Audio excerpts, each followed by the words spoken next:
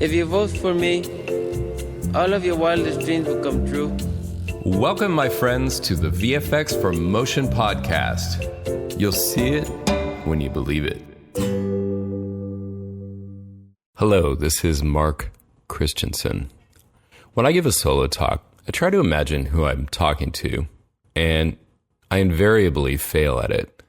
When I think about you, I think of you first as a designer, and yet I could easily have been you taking this course and listening to this podcast if they'd been available when I was just starting out. So maybe the best thing to do is talk to myself earlier in my career. See, I don't even take it for granted that you are earlier in your career. I don't know you at all yet, but I certainly look forward to the opportunity to get to know you. But for now, the conversation is a little one-sided. When I was really just getting started out, I had the benefit and the curse of being in a young industry. In the 1990s, everything to do with the computer was exotic. If you had a good web page and a clever URL, you could get venture capital. On the creative side, if you had any artistic talent at all and could handle the technical bullshit involved with those ancient beige boxes we were all stuck on, you had a career. Granted, the guys who mastered soft-image without any sense of timing or how to animate got weeded out, but a lot of the rest of us quickly rose to flashy positions. In my case, a first full-time job for Lucasfilm's interactive division, LucasArts. Now, before I go further, there's something I feel I have to get off my chest. I am an artist, I can design, but I've never been comfortable calling myself a designer, with maybe one exception that I'll get to later. I know, imposter syndrome.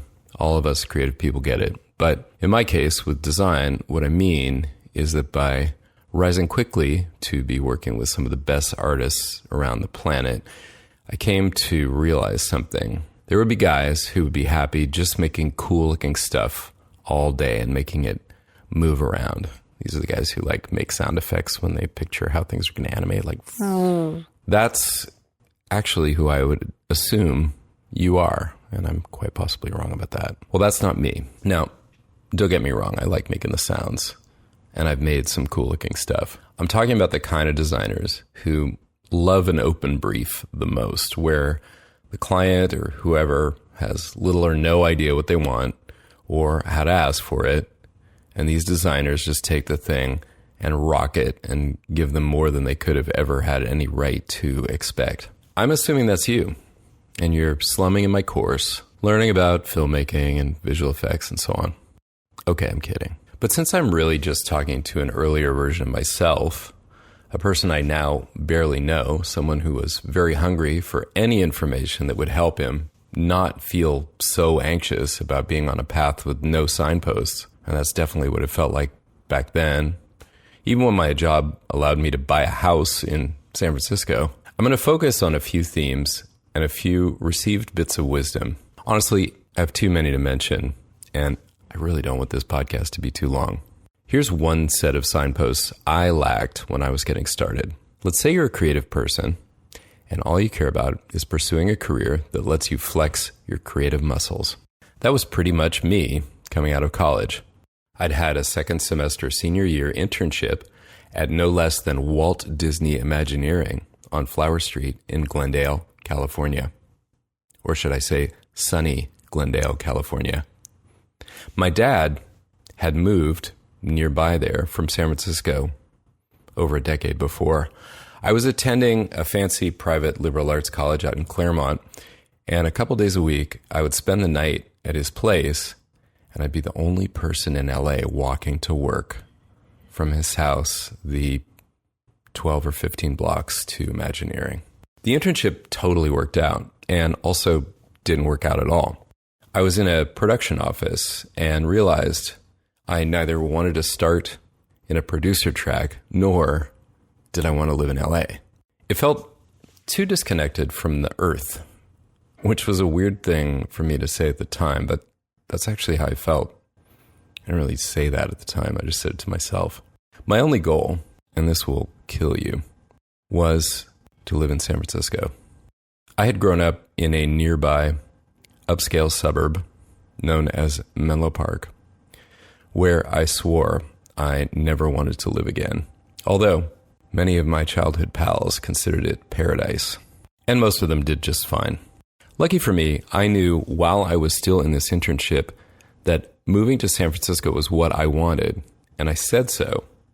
And it so happened that I found myself working on casting with one of the most beloved people ever to work at the then fairly young Industrial Light and Magic. Not really young, I mean, it started in the 70s, but it was not the company it is today. She gave me one name, and because it was her giving me the name, and because the name she gave me was also a powerhouse and a highly respected woman, this woman, whose name she gave me, continually put me at the top of the pile for production assistant and other positions that were open. At one point, I think I interviewed to be the receptionist.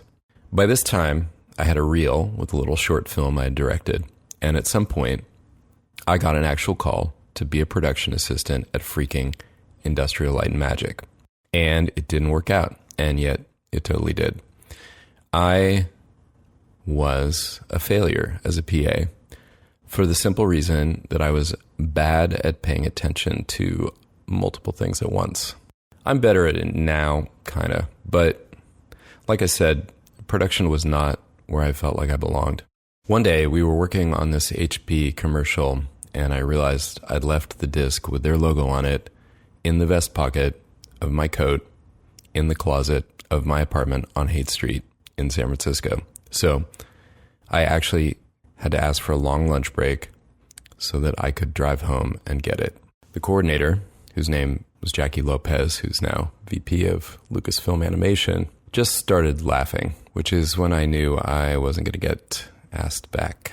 Lucky for me, one of my friends had landed a job at LucasArts next door and wanted nothing more than to get his foot in the door at ILM, despite that he was already in a Lucasfilm company. So despite that I knew I was a fraud, he was just calling me all the time, thinking I would get hired back there, I guess. I got a job as an animator on a video game for a tiny little company run out of a guy's basement because I ran a volunteer job hotline.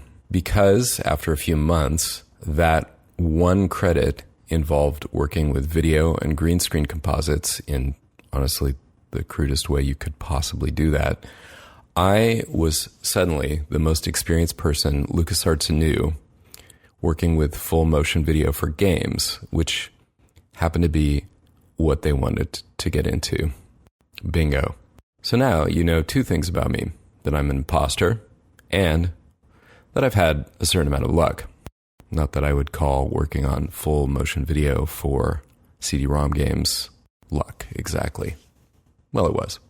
Anyway, what I was going to say before I interrupted myself was, let's say you're a creative person, but you don't have that, I don't know, Steven Spielberg single-minded knowledge of exactly what you want to be as a freshman in high school.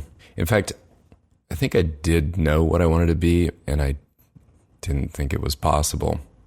But a lot of us do that. So let's say there are 4 arts that can be pursued as money-making careers. This is crass. You hate me for saying it, I know, but let's just put this out there as a hypothesis. So there's design, and there's filmmaking, there's writing, and there's music. Each one of these brings an archetype, stereotype to mind, but you have to admit, we know, or at least know of, people who do each one of those for a living somewhere. Now, I know there are also fine art painters and ballet dancers and poets and Cirque du Soleil acrobats with amazing careers. But right now I'm talking about the arts that have enough people working in them that they have whole ecosystems and industries of their own, with conferences, communities, forums, the whole bit. The ones where a creative company would have a department to hire these people. For example, Lucasfilm.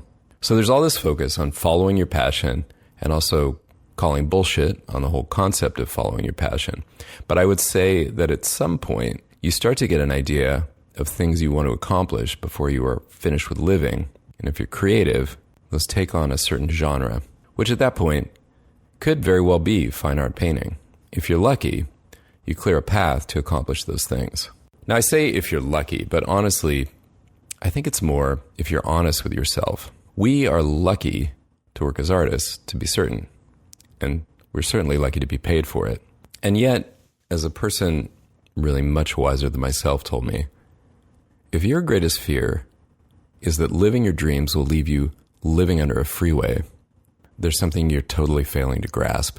No one ended up living under a freeway by living their dreams. Think about it. One Achilles heel I've had to overcome in my journey is cleverness.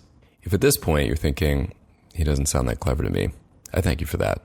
I remember thinking when I was starting out that although my energy had always been focused on music and writing, it would be great to follow filmmaking and design early in my career, so later on I would have all those extra skills to build upon. That was really kind of a stupid way of going about it, but it worked out.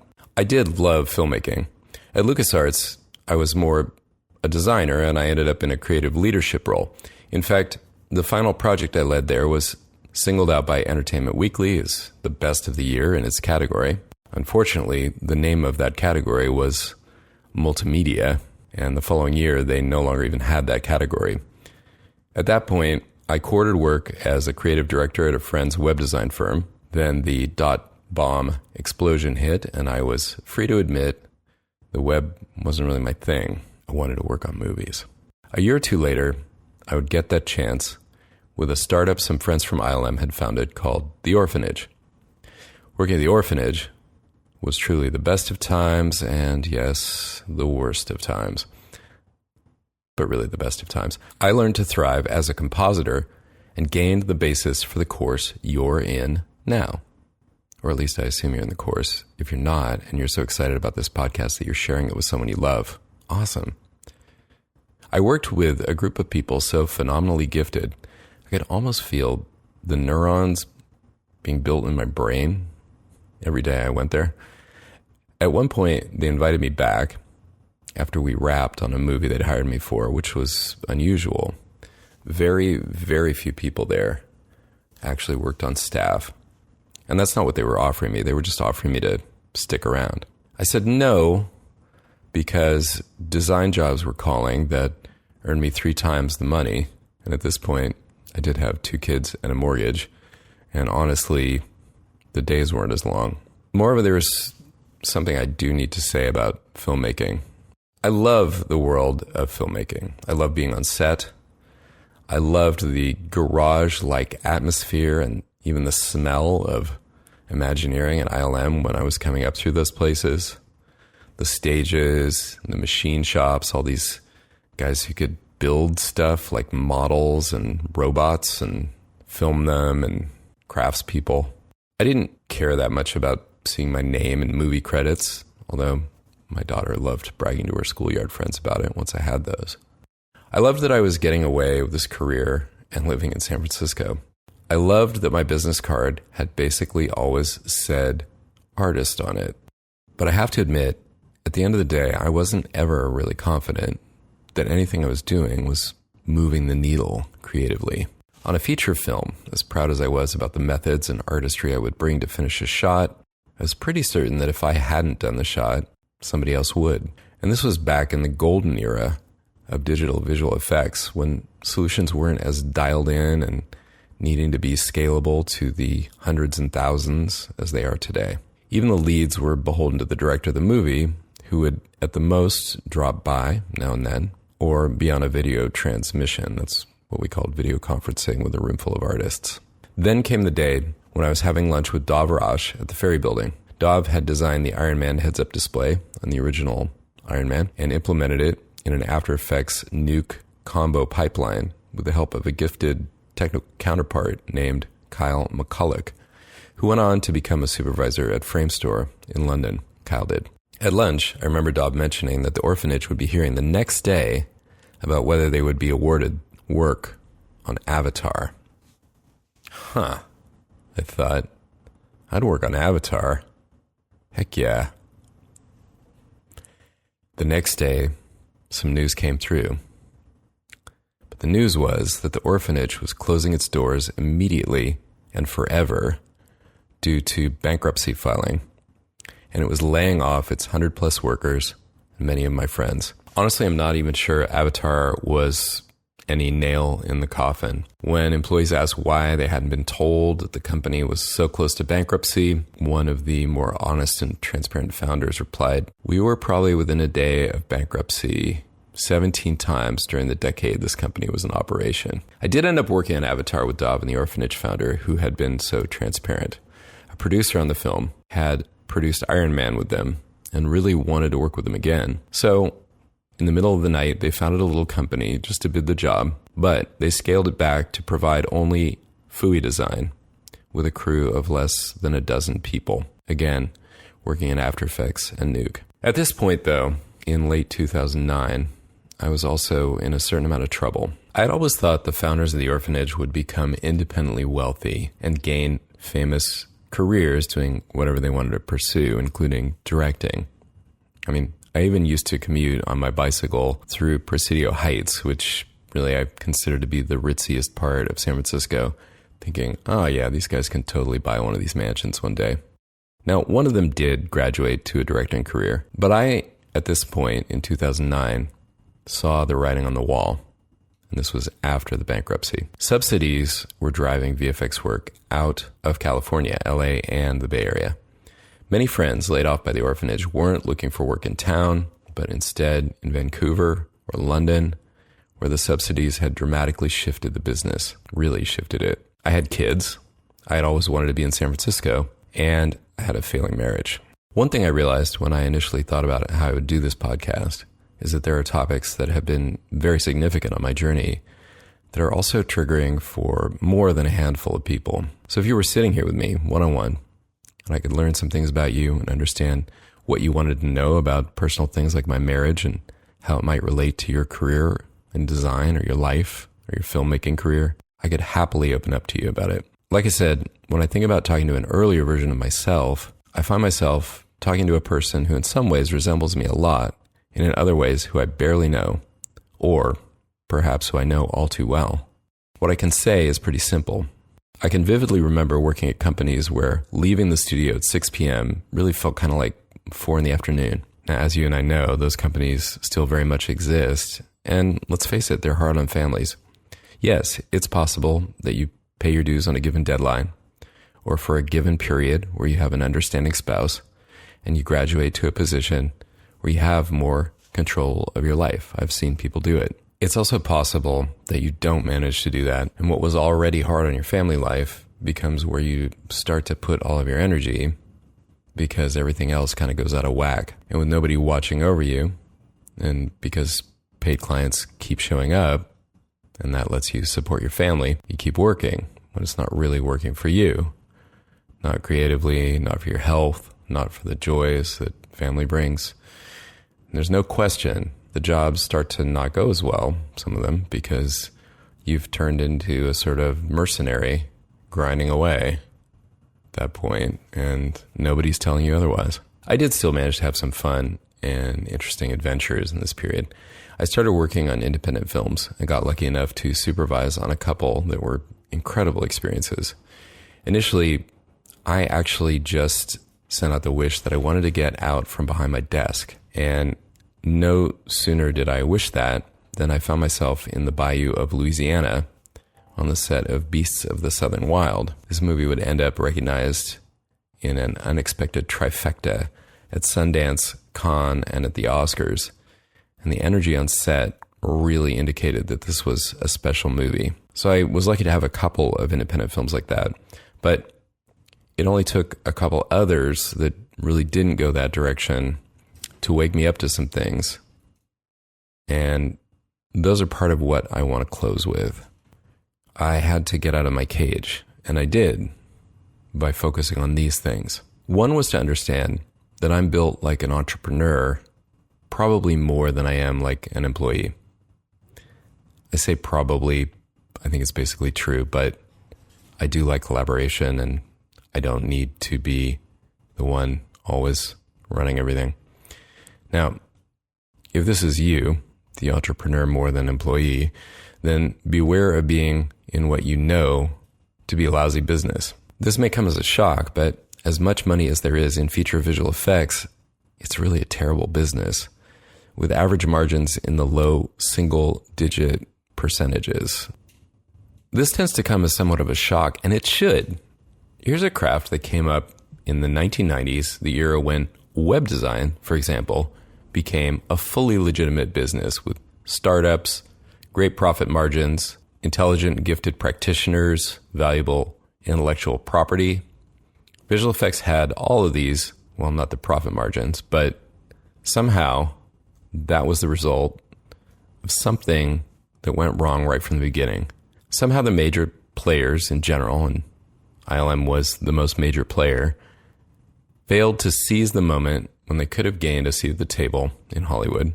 And ever since, the studios have wanted visual effects to be a commodity rather than a craft.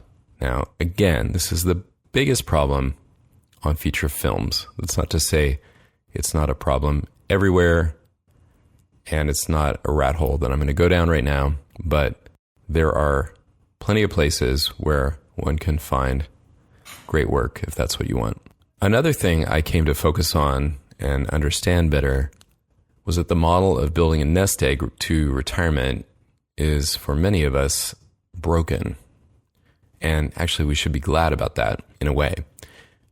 I remember taking my kids to Maui, and we stayed in this beachfront condo. It was mostly populated by orange-skinned retirees. And I got to be frank, they seemed bored, aimless, kind of nattering. And as a community, they were just nothing I ever wanted to be part of. This isn't ageism. It was the vibe. And think about it. These were the winners. Something became clear to me that I had known all along, but now I decided to actually start doing something about it. Rather than working toward some imaginary goal line that depends on circumstances beyond your control to reach and then enjoy, because it depends on reaching your long-distant future and, of course, still having all the means to be enjoying your life, you can invest some of whatever nest egg you have in activities and freedoms you can have today without squandering it. And these are the kind of things you would thank yourself for if you ever got stuck in some condo in Maui, as great as that sounds. And another realization that I started to focus on was that we're all being called to contribute in ways that people really weren't in previous eras. You could surmise from a statement like that we live in the most difficult time, yet there are a couple of obvious problems with thinking that way. One is that clearly there have never been opportunities like the ones that are possible now, right? And the other is that the times in human history where the needs had more to do with pulling together and opening up a mindset that had been limited have actually been the best in which to live by the accounts that I've heard and read of those who were there to live them. My own mindset was fixed, quite fixed, as was that of my family members. A fixed mindset, if you're not familiar with the concept, means that you think you have evidence, let's call it empirical evidence that you've gathered of the way that life is. So if at 14 years old, you found yourself thinking you had discovered you're too old to take up the guitar because every guitarist you admired, you looked up and they'd all started when they were 9 or 11, or at least that was their story, then they were already in bands at 14. We have to ask yourself, what are you telling yourself at the age of 70? Our world is suffering from a set of limited mindsets that have become, in some cases, quite pathological, really. We've taken up a profession that is predicated on showing people something, but to really show them something, we need to understand our own fixed mindsets, if indeed we have those. And many of us do. I tried a lot of things. If they blocked me from greater possibility and freedom, I got away from them. And that has served me well in the long run. The next to last thing I'll talk about before I wrap this up, and that will be soon, could be the first and only topic of the entire discussion, and that is health. The visual effects business was founded by a bunch of people young enough to think they were invincible, basically. They failed in many cases to secure a set of working standards that support good health because They were already blessed with health in the form of youth, and they were really smart. I too had this blessing, and I was fortunate enough to find a number of practices, some of them kind of esoteric by many people's standards, that I followed when my work wasn't supporting it being my health.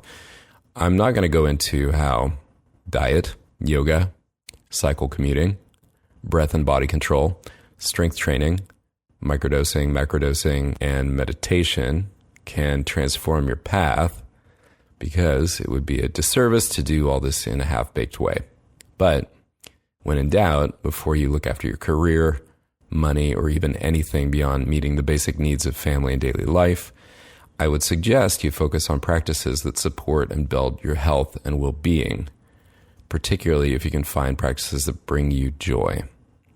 Because remember, no amount of wealth and prosperity can be enjoyed if you don't have your health.